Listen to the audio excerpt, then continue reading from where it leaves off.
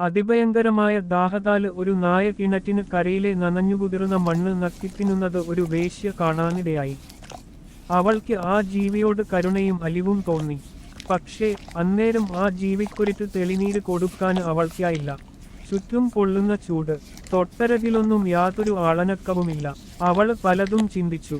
അതിനവസാനം പെട്ടെന്ന് അവൾക്കൊരു കൗശലം തോന്നി. വേശ്യ തന്റെ ചെരിപ്പഴിച്ചു. പിന്നെ വളരെ ധൃതിയില് ശിരോവസ്ത്രത്തില് ചെരിപ്പുകെട്ടി.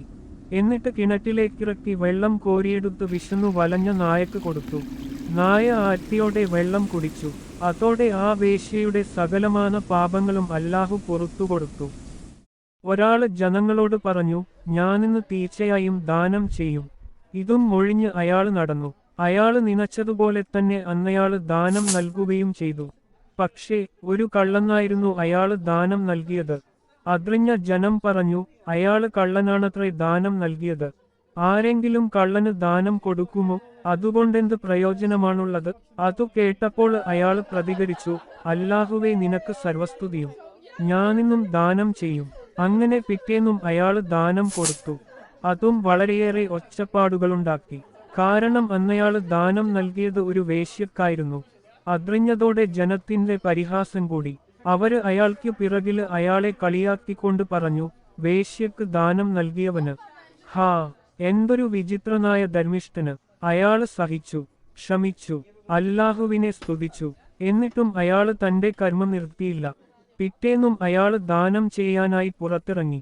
ദൗർഭാഗ്യത്തിനോ ഭാഗ്യത്തിനോ എന്നറിയില്ല, അന്നയാള് ഒരു പണക്കാരനെയാണ് കണ്ടത്. അയാള് അന്നത്തെ ദാനം ആ പണക്കാരന് നൽകി. ഇതുകൂടിയറിഞ്ഞപ്പോൾ ജനം പരിഹാസത്തിന്റെ ഉച്ചിയിലെത്തി അയാളെ കുഴക്കാന് തുടങ്ങി. അയാളില് അസ്വസ്ഥത നിറഞ്ഞു. അയാള് എന്തു ചെയ്യണമെന്നറിയാതെ കുഴങ്ങവേ ജനം ഒന്നിച്ച് അയാളെ നോക്കി കൂവി, കള്ളനും വേശ്യക്കും പണക്കാരനും ദാനം നൽകിയ മൂഢന്. അപ്പോഴും അയാള് ക്ഷമിച്ചു. പിന്നെ അയാള് സർവശക്തനായ അല്ലാഹുവിനോട് മനനൊന്ത് പറഞ്ഞു, കള്ളനും വേശ്യക്കും പണക്കാരനും ദാനം ചെയ്യാന് കഴിഞ്ഞതില് എനിക്ക് സന്തോഷമുണ്ട്. അല്ലാഹുവേ, നിനക്ക് സ്തുതി. അതു കേട്ടപ്പോൾ ഒരാള് ഇടയില് കയറി വന്ന് പതുക്കെ പറഞ്ഞു, വളരെ നല്ല കാര്യമാണ് നിങ്ങള് ചെയ്തത്. നിങ്ങളുടെ ദാനം അന്ത്യനാളില് സ്വർഗത്തിലേക്ക് തടിച്ച ഒരാടിനെ കൊണ്ടുവന്ന് ഒരാള് ജനങ്ങളോട് വിളിച്ചു ചോദിക്കും, സ്വർഗവാസികളെ, നിങ്ങൾക്കാർക്കെങ്കിലും ഈ ആടിനെ പരിചയമുണ്ടോ?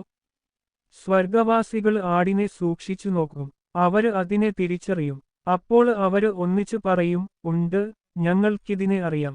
ഇത് മരണമാകുന്നു. ആ ഉത്തരം കേട്ടാല് അയാള് നരകവാസികൾക്ക് നേരെ തിരിഞ്ഞു ചോദിക്കും, നരകവാസികളെ, നിങ്ങൾക്കിതിനെ പരിചയമുണ്ടോ? നരകച്ചൂടില് കിടന്ന് ഞെരിപിരി കൊള്ളുന്ന അവരും ആടിനെ തുറിച്ചു നോക്കും. പിന്നെ അവരും പറയും, ഉണ്ട്, ഇത് മരണമാണ്, തീർച്ച.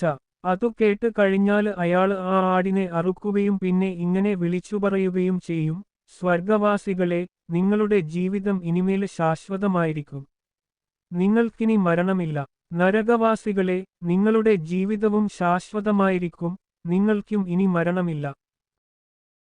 ഒരു കോപ്പ പാല് നബിക്ക് കിട്ടിയതായും നബി ആ പാല് ആർത്തിയോടെ കുടിച്ചതായും അപ്പോൾ ദാഹം തീർത്തുന്നതിന്റെ കുളിർമ തന്റെ നഖങ്ങള് വരെ വ്യാപിച്ചതായും സ്വപ്നം കണ്ടെന്ന് നബി പറഞ്ഞു.